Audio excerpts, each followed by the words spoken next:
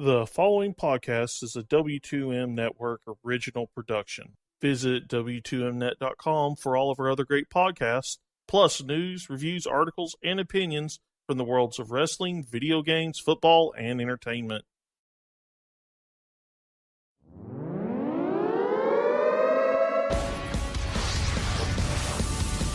Wrestling to the Max Smackdown Review.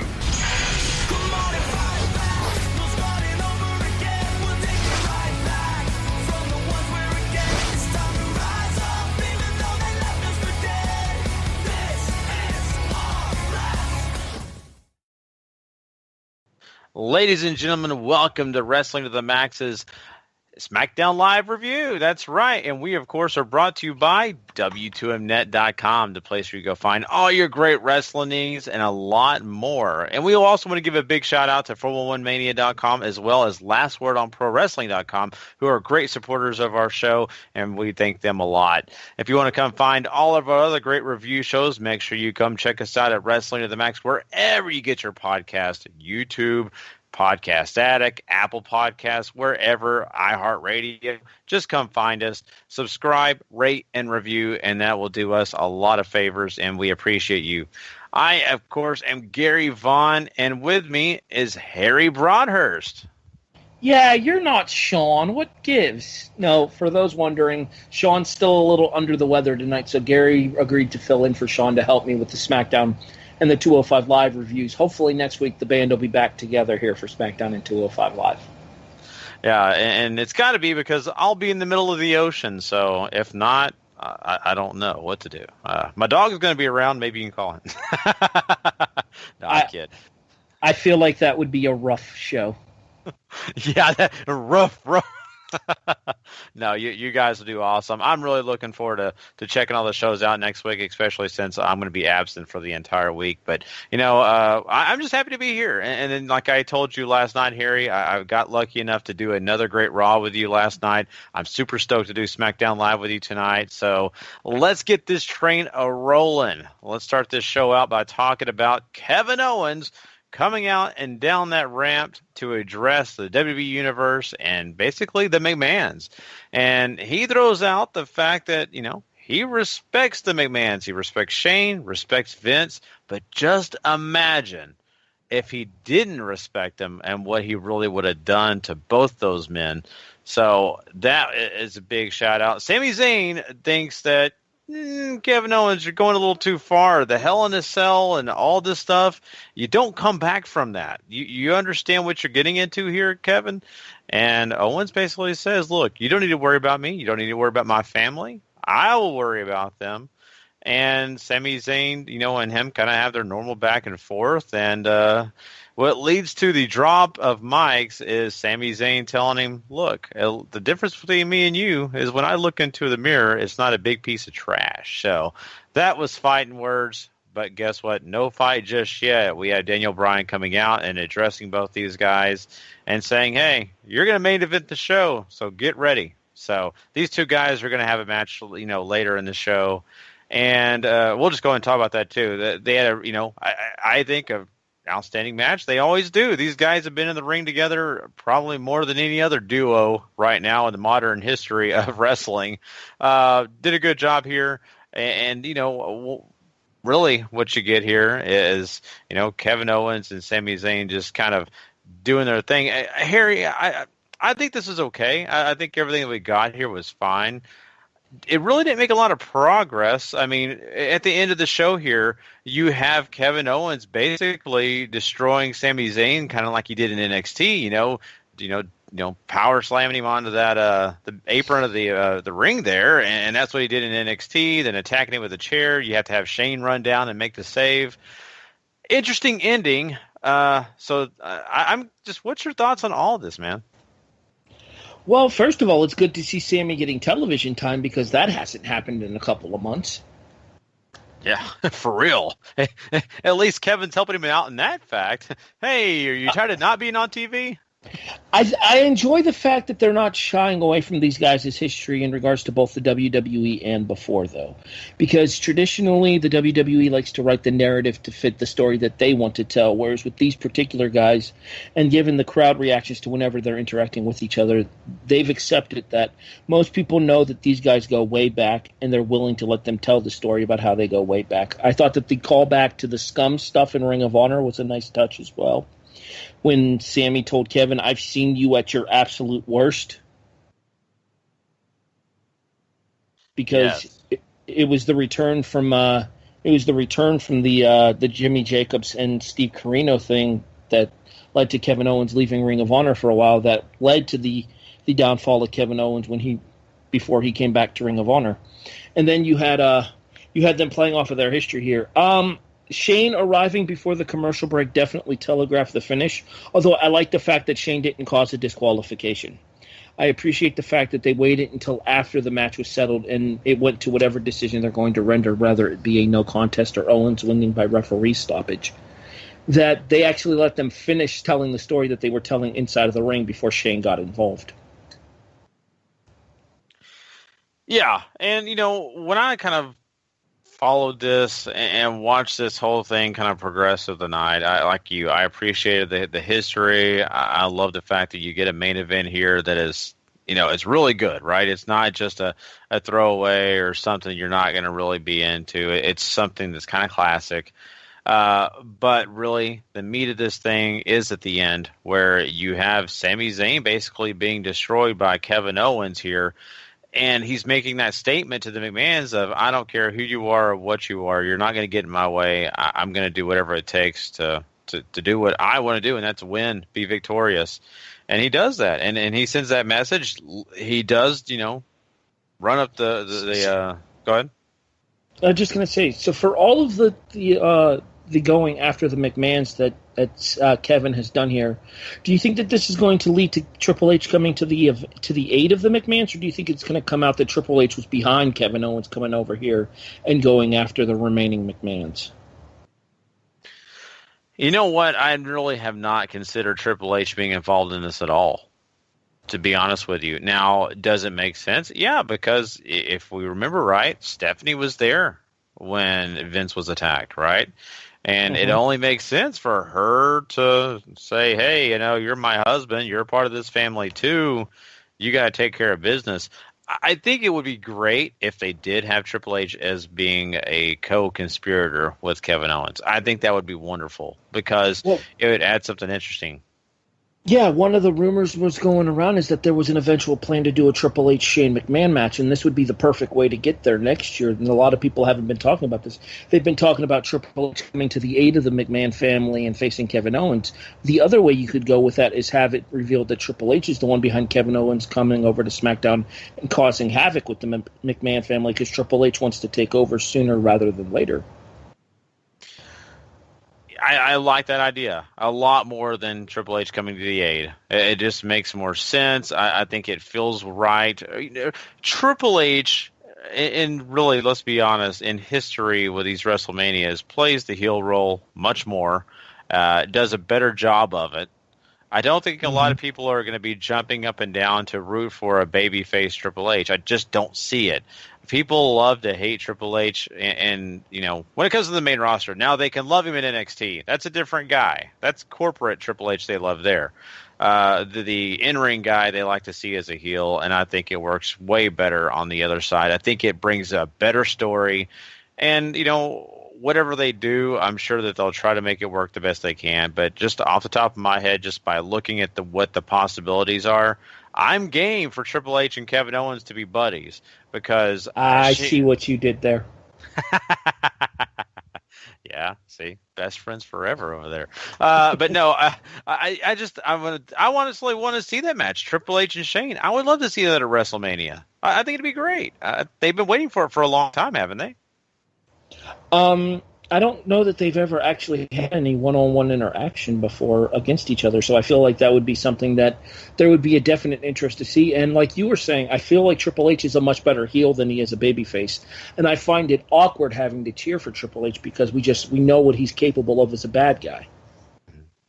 Definitely. Also, I feel like they'd be putting him in a no-win situation because I think a lot of that smart WrestleMania crowd would cheer for Kevin Owens over Triple H, much the same way a lot of that crowd cheered for Triple H over a stale babyface at the time in Seth Rollins. Mm-hmm.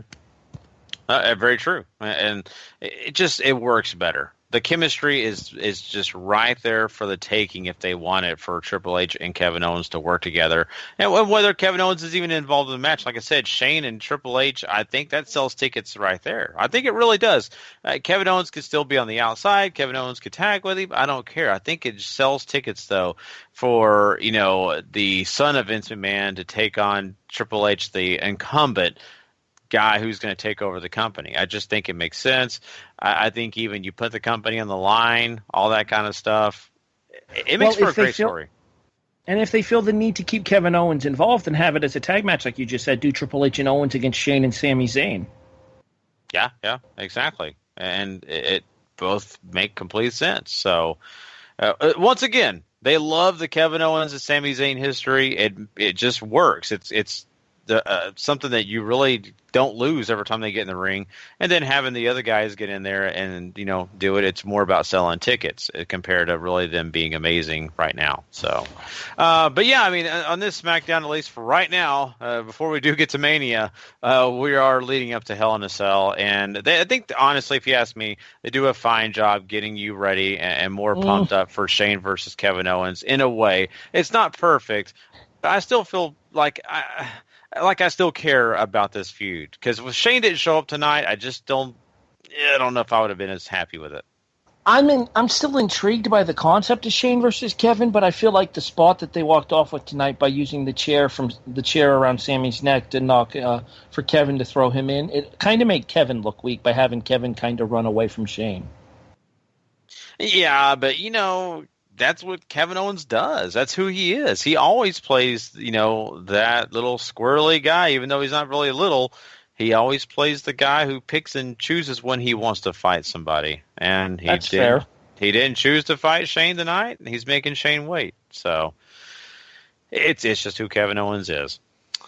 Well, let's talk about something else here that it really kind of I'm a little intrigued and I'm a little not. And that's, of course, Baron Corbin and what his situation is and his whole thing with AJ Styles. And tonight we see Corbin take on the Perfect 10, Ty Dillinger, in a surprisingly a pretty okay match here. I thought for a minute here we'd see Ty Dillinger get a little bit of offense and then Corbin take over 1, 2, 3, whatever. And no, Ty Dillinger actually got to control quite a bit of this match. And for my point of view, I really am glad that Ty Dillinger is getting this opportunity. I thought he was going to be put in the background, kind of him and Sami Zayn having coffee the entire night instead of actually being in the ring. No, it's not what's happening here. Dillinger's in something that matters, and he, gets thrown around a little here, but he gets to control quite a bit of the match. And Baron Corbin throwing Dillinger into AJ and all that kind of stuff, it just works. It's the way that the kind of should be. But in the end here, we have a count out. Dillinger is not able to get back in the ring, and so he's not the winner. Corbin gets a count out victory, if that really matters. But what you get is AJ and him kind of confronting each other. AJ gets the better of Corbin, and Corbin just runs out of the ring and says, look, I know if we are one-on-one, I could beat you for that title. So at Hell in a Cell, we're going to have Corbin and AJ Styles for the United States Championship. See, I don't think we are. You don't? I think it's a triple threat match with Ty Dillinger involved. Otherwise, they would have had Corbin beat Dillinger tonight. I hope it is, and I think you're right. I think it will be. But, this is what Corbin wants. And I get why Corbin wants that, right? Because he has not been all that successful outside of winning the Andre the Giant Battle Royal, if I'm remembering right. I think that's the only other one that he's really done a lot of success in multi-man matches. Other than that, he's never – well, except the Money in the Bank. Maybe I'm shooting myself in the foot here. He did win Money in the Bank too. But I don't know. It's not something what Corbin wants, right? He just wants that one-on-one match, and throwing Dillinger in just really ruins his day. Well, yeah, because obviously Dillinger and AJ are closer to simpatico than Dillinger and Corbin are. But at the same time, though, I feel like if you were going to take Ty Dillinger out of the thing with Styles and Corbin, then you would have had Dillinger get beaten clean tonight in the middle of the ring, or at the very least put down with the end of days in the middle of the ring tonight, rather than being protected with a count-out victory. Mm-hmm. Yeah. I will say also, and we had this conversation off air, and you thought that I was weird, I'm actually digging Corbin's theme song with the lyrics. I'm looking forward to hearing the full version. Yeah, it's just going to take a little bit more time for me to appreciate it, I think, Harry. I just am still not into it. I don't know. Just not really thrilled about it. But you know what? Sometimes things grow on me, and I may be there with you in a few weeks. Who knows? But what I will kind of question you, Harry, really quickly here about this, because they kind of set up the match in a way here to let you know that there will be at least the U.S. title up against Corbin. Do you think with Ty Dillinger going into that match, especially I won't get to hear your predictions next week, I'll be gone. Do you think Dillinger has a shot at actually holding that title at the end of the night? No. Okay. I think that either Styles or Corbin would walk out of Hell in a Cell with the title. I think Dillinger's over enough for the run, but I don't think he's in a storyline position where a run with him in the U.S. title would make sense. Mm-hmm. If that makes any sense itself. It does. I just wanted to see if you would consider them throwing that at you, right? Because we've seen those kind of things happen. Yeah, and I like Dillinger. I like Dillinger more than most. I mean, he'd make for a much more interesting U.S. champion than Curtis Axel made for an IC champion, like we discussed last night on the Raw review. But at the same time, though, I don't know that he has enough footing behind him in order to have a storyline continuational reason for him to get the belt. Whereas with Styles, you can continue the U.S. Open Challenge. And with Corbin, you can have it kind of as his redemption story from losing the Money in the Bank briefcase the way he did. Mm-hmm. Yeah, that's true. That's very true. You know, I think Dillinger has an opportunity in the future to be a United States champion. I don't think right now. Definitely. I think it's way too early. But I think he's one of those guys that the crowd wants to love. I think the more and more that they put him on TV and get him out there in front of people, they're going to root for him because he's that underdog and he's that guy that people just want to see succeed. And I think down the line, he would be a great United States champion. I think he would do some really great things in that babyface role, especially maybe when AJ Styles decides to move on and whatever else they're going to do with the U.S. title. So I think down the line, right now, not a great idea. I'm agreeing with you on that. And I still think that AJ holds that title at this moment.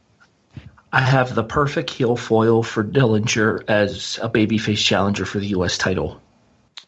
Who is this? A heel turned Robert Roode. I would be down for it. I definitely would. But are they really going to do that? And I think we're going to talk about him later and about this babyface version of Robert Roode. So we'll get more into that later for sure. I do want to talk about Jinder Mahal, the WWE champion right now. And he does his normal SmackDown Live thing of doing what? Poking fun of Nakamura. And he says, basically people said I went too far. And then he still tries to continue to go too far. But what we have here is Shinsuke Nakamura appearing on the video screen and ruining his little party that he has every week on SmackDown Live.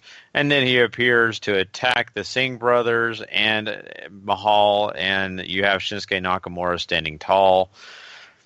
I know I kind of went through this quickly here, Harry, but I'll be honest with you. Every time I see this whole thing on TV, I kind of consider it a waste of my time. And I'm sorry, that's just from my point of view.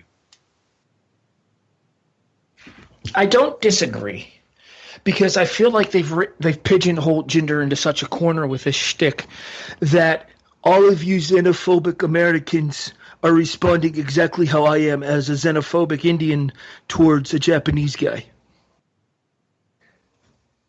That was my best Jinder impersonation. But my point being is that I think it's done to paint Jinder as kind of hypocritical in the fact that he's responding the same way towards Shinsuke that he's complaining the American fans are responding towards him, and I get that. But at the same time, you have to tread that line carefully because while controversy does create cash, there is a such thing as bad publicity in this day and age. And there was a Washington Post article last week based on the comments made by Mr. Mahal on SmackDown that was not very favorable of the company, and I'm sure did not sit well with one Vincent Kennedy McMahon. Yeah, I'm sure not. This whole thing has been kind of touchy. I've been kind of wondering about it, and I'm surprised they've kind of let it go as far as it has. I don't know about you, Harry. I'm really shocked, and it is an Indian, but at the same time, some of the things he kind of said about Shinsuke were so risky and racially charged. I was kind of thinking to myself, wow, I'm so glad it's Mahal and not, somebody else that's Caucasian. Yeah, and I think that's the reason they thought that they could get away with Mahal saying these things because Mahal is Canadian Indian. So he is a minority in and of himself. But at the same time, though, in this day and age, when you use those kind of comments, and specifically the Rook So Rangry thing that he did last week on SmackDown, that's going too far. That's going too far regardless of what person it is saying it. Mm-hmm. That's almost dehumanizing an entire race of people. It truly is. And, people say, oh, you're taking this way too serious. It was a joke. But, you have to look in history. And back in World War II, you heard those type of comments in cartoons that were demeaning Japanese people. And that's the honest truth. And for a long time, sure, people considered it okay, but it's really not. And there's a reason that it's not. And I like I said, that's the reason I was surprised that WWE allowed that to happen. I get it. You think you can use another racial stereotype to affect another racial stereotype. It doesn't work. Sorry. You're not supposed to do any of that. So I was surprised. I'm with you, and I'm sure Vince saw some of the reactions and was not happy, and he shouldn't be. So, but yeah, besides that, Harry, once again, I don't know how this helps this whole feud. I don't know how it really helps us to really get excited about this match between Mahal and Shinsuke Nakamura. All it does to me is scream Mahal is going to stay the champion. That's all it screams to me. I disagree completely. I think Shinsuke walking out of Hell in a Cell is the final payoff to this. And then you end up making your way towards wherever it is Nakamura is going to go as champion. Just because, much the same way that I felt the Triple H Booker T stuff back at WrestleMania 19 should have paid off with Booker T winning the title based on the comments that Triple H made. Mm-hmm. And if you don't remember those, by all means, check out the WWE Network. They do not age well. No, not at all. Then you find yourself in almost a similar situation here with Mahal and Nakamura. And I would hope that they've learned their lesson from the past and they decided that the proper fitting storyline ending to this would be for Mahal to lose the title to Shinsuke. Yeah, I would like to see that happen. I'm a big Nakamura guy. I would love to see him come and, hold the WWE Championship belt and really prove to people that, he deserves to be here and holding a major title. But not only that, he's going to be able to defend it against a lot of other, contenders and have better matches than he's had so far. So who knows what's going to happen with that. But I just now, as I said, I don't know that I trust that they're going to do that. Yeah, and that's the big thing, too, is I think that once you get the title on to Nakamura, you can have him justify being the heavyweight champion by getting the kind of matches against people like Kevin Owens, like Sami Zayn, like AJ Styles, that are befitting of the WWE Championship, rather than the cluster fudgesicles that Jinder Mahal has by and large been involved in. Oh, I know. Oh, so yeah, I'm right there with you. So we'll see. We still got another week before we get there. But at least where I'm sitting right now, I have not seen anything out of this feud that gets me excited. I think I'm more excited if Nakamura does win. Let's talk about the Usos. Those guys are still upset, and they're pretty ticked off because they like wearing the tag team gold, and they have a big match here to kind of do that in front of the New Day, and they take on the Hype Bros. I think we know where this is going, Harry. They have a little match here. It doesn't last very long. Really what happens here is you get, Zack Ryder about to, come in here and try to do a move, maybe even do the Rough Rider or something. I can't even remember what it was. All I know is you have Mojo Rawley. Yeah, Rough Rider. He tagged in, and, you have Zack Ryder like, what are you doing? I'm about to do my finisher. And Mojo's like, no, you got your chance last week. It's my turn. Blah, blah, blah. Of course, that leads the Usos to shove Mojo into Zack Ryder, knocking him off the ring, into the ring apron. And Mojo basically bites the dust here and loses the match for the Hype Bros. And there you go with the Hype Bros stuff. We'll get into that. But let's talk about this first. The Usos do approach the New Day, who've been sitting at ringside the entire time. They're, their comical selves, got, binoculars, just hanging out, having a good time. And the Usos say, this is where you guys belong. Really kind of cracking jokes on them. And, of course, the New Day come back with their own stuff and making fun of them. I think it was a decent back and forth here. Wasn't anything super spectacular. I didn't think the New Day had their best stuff here. I don't even think the Usos did either. I don't know. I love the feud. I think these guys have had excellent matches, Harry. I really do. And that's where they really, to me, make their money. And not to mention, you're looking at a tornado tag match inside of Hell in a Cell. Mm-hmm. The last time we saw a tag match inside of Hell in a Cell, if I'm not mistaken, was Legacy versus DX. And that match was really, really good. You have the opportunity for these two teams, who I would argue are probably better teams than both of the prior two in Legacy and DX, because you don't see Michaels and Triple H team up a lot, and I don't think Cody and Ted Jr. ever got the opportunity to live up to what they were capable of. But you have these two teams here that are in the primes of their careers and have been tearing it up. Excuse me. Yeah, you're exactly right. Mm-hmm. Have been tearing it up throughout the summer months and into the fall now. And you're giving them the opportunity to have another tag match inside of arguably the biggest stipulation in the WWE. Yeah, and, the one thing I'm sitting here wondering and trying to make myself clear on this, but, I mean, how did they decide, because the New Day's 3, they're 2, how are they going to make this work for the Usos, right? That's my biggest question, without... Somebody gets taken out on the go-home? Okay. That makes sense to me if they do that. That's how I would do it. Have the Usos attack somebody next week on the go-home episode of SmackDown and take them out completely. Yeah, I mean, that's the only way it works, because otherwise I'm sitting here scratching my head saying it makes no sense for the Usos to bring a third person in. It only makes sense for, someone to get left out for the New Day. So I think... I'm sorry, just real quick. Let's remember what happened when the New Day won the tag titles back from the Usos the first time. And they were about to do their celebration on SmackDown. They got jumped backstage as they were coming through the curtain.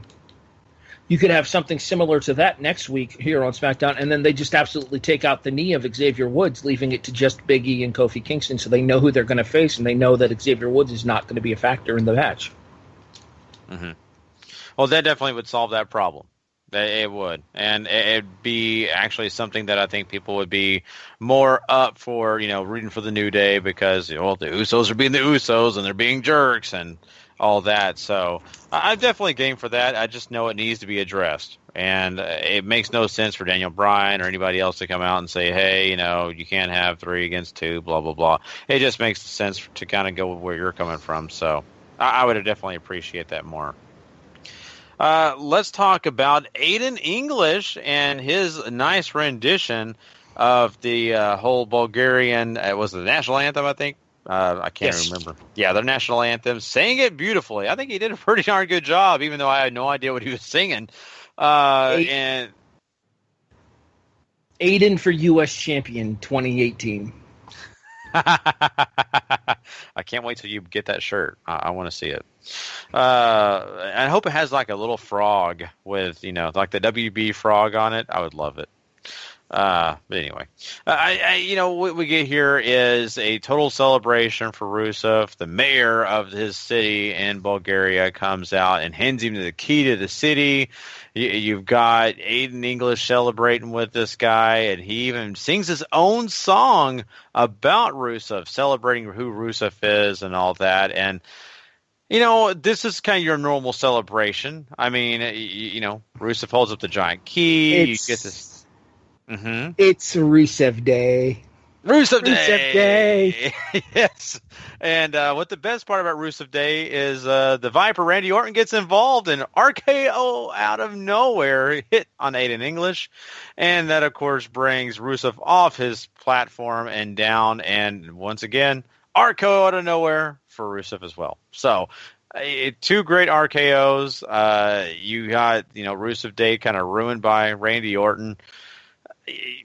And, we even have later Randy Orton going backstage and telling Renee Young, say, hey, when the guy wakes up, let him know happy Rusev Day for me. So that's kind of stuff. It's one of those where it's a little silly. This whole thing is it's fine, but it actually works, right? I think especially if you're there live in the crowd and you see Randy Orton do this, it's fun, it's exciting. I think it's I actually don't have any problems with this, Harry. It's great, not great, I don't know. But I'm okay with it.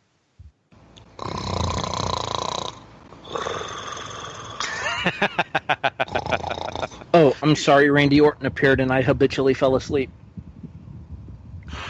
Well, he didn't talk here very much, so you were left out of that. At least he did action. Okay, but at the same time, the RKO doesn't come out of nowhere if he's constantly doing it out of nowhere. That's kind of a true statement, I guess. I mean, the one on English was out of nowhere. I think the one on Rusev was out of somewhere, though. Yeah, it Pretty was. Sure. Yeah, that's just pretty bad sure. verbiage. That being said, though, as far as this feud goes, can't we just be done with this? I mean, the only way this is going to make any sense for me is if they use this to elevate Rusev. Because Orton's not going to get anywhere near the heavyweight title picture again anytime soon, whereas Rusev would be a perfect guy to move into the upper mid-card / main event picture over on SmackDown.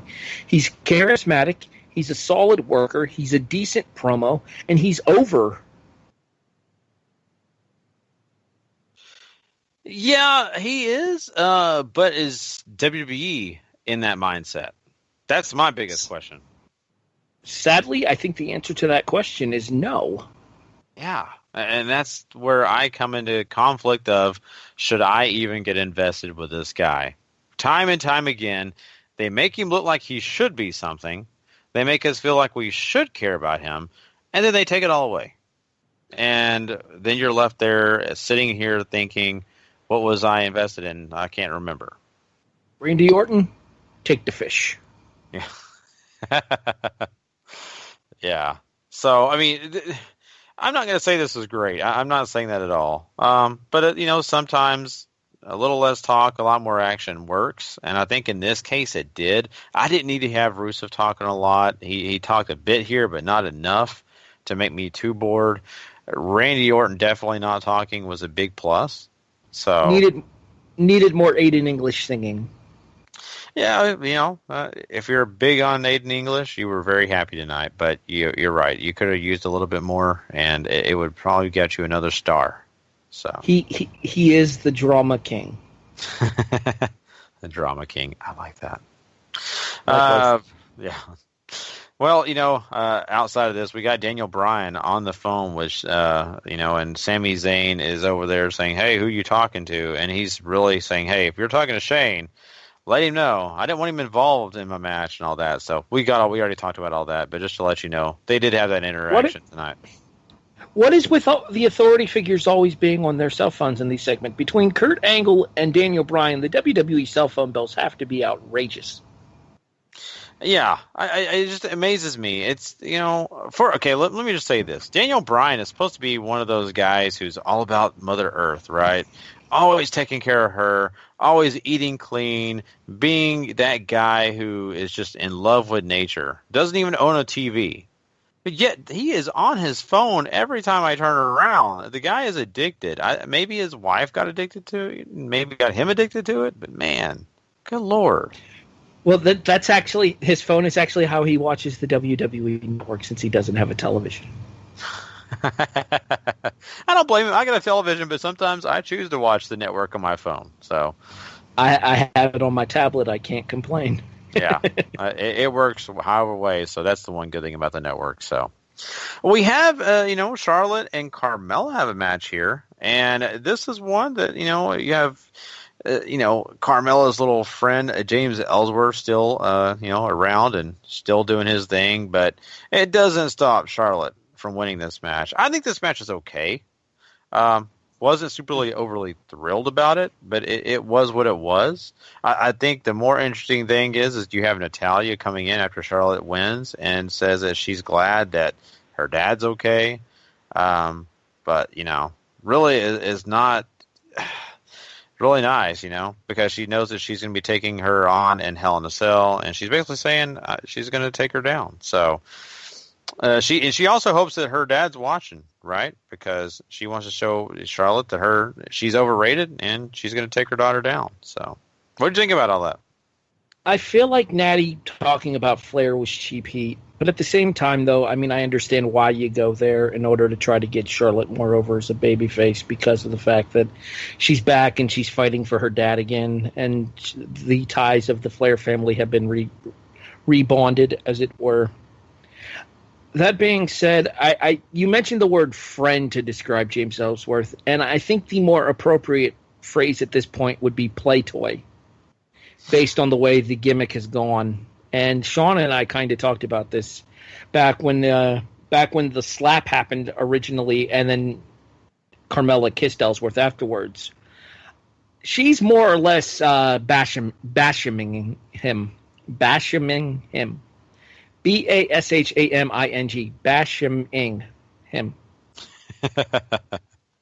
is the Doug and Danny to her Shaniqua. That's fair. That's creepy. Yeah, that is creepy, but that's fair. It's definitely a comparison I can understand. That whole situation is what it is, and does it help Carmella? Yes, I do to an extent think so. Is it getting old? Yes, I do think so. Am I ready to move on past it? Yeah, I think I am. So yeah, the big question is going to be what happens with the women's Money in the Bank briefcase, especially since they pretty much pissed away Corbin's men's version. Mm-hmm. Yeah, they did do that for sure. I think when they do get to that point of the Money in the Bank, I think that it will be a huge help to kind of getting us either to really think, oh, Carmella's going to, do something because she became the women's champion, or getting us into that mode of, hey, you're just like Baron Corbin. You couldn't do it. So, who knows? What I do know, though, is, I think going into Hell in a Cell, at least for the women's part, I don't know how invested I am. I just want to say that. It's okay. But I just don't know that I'm superly overly invested in Natalya and Charlotte. We'll see what ends up happening once we get there next weekend. So yeah. So let's talk about The Undertaker. Well, not really him, but his music. It did play. His costume came out for sure, but underneath it was Dolph Ziggler doing his shtick, right? I mean, coming out as some other superstar, making fun of it, basically calling, himself the dead man and saying some old zombie and all that, just making light of what the Undertaker is and basically cutting it down and saying, nobody that he's come out as with the music cuts it in the ring like he does.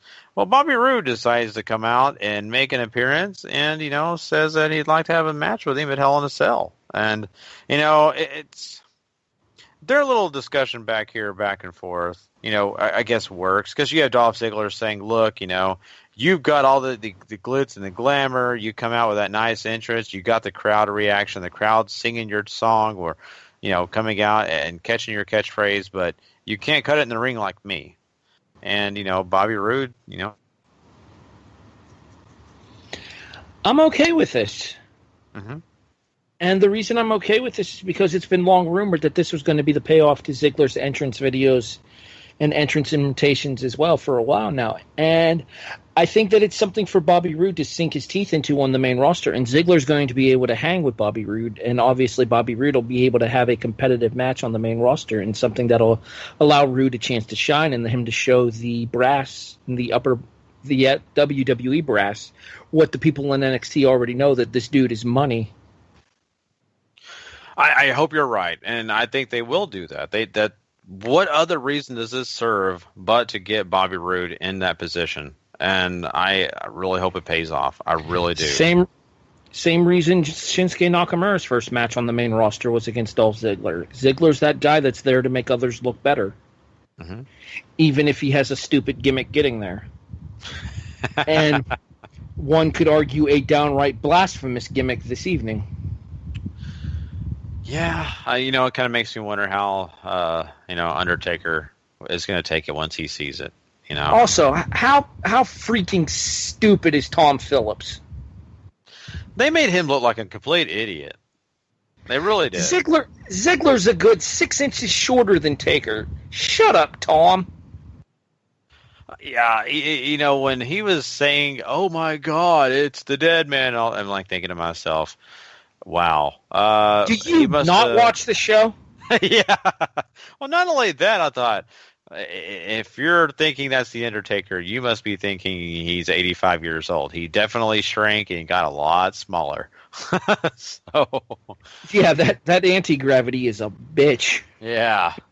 It's better than the other thing that came to my mind, but I won't say that because that was really not appropriate. So, but Yep. It's just not. But basically, we get it's something that I think a lot of us want to see who like Bobby Roode. And we want to see him in the ring. We're getting tired of not seeing him around, kind of like we were with Dillinger. We wanted to see Dillinger, and finally he's getting his shot. So I'm happy about this. I'm ready to get past Dolph Ziggler doing all the entrances. As much as I love seeing all these entrances, I'm kind of done with it. And let's see Bobby Roode and him do an excellent job over there at Hell in a Cell and put Bobby Roode in that echelon of being a big superstar on SmackDown Live. Let's do it. I believe so. I believe so. I think Bobby Roode's going to move on from Ziggler and possibly into a program with Styles over the U.S. title. Yeah, and that would be awesome. And I think it's definitely something that could be really special. I really do, because I think both those guys, the history that they have before they even got to this company, means a lot. And I think they'll definitely carry that over here and probably amp it up and more. So I'm looking forward to that, and I hope it does happen sooner than later. The one thing I do want to bring up before we move on and give our ratings of the show, you mentioned earlier about Bobby Roode turning heel. And in my personal opinion, I'm much more of a fan of him as a heel. I love him as a heel. But right now, him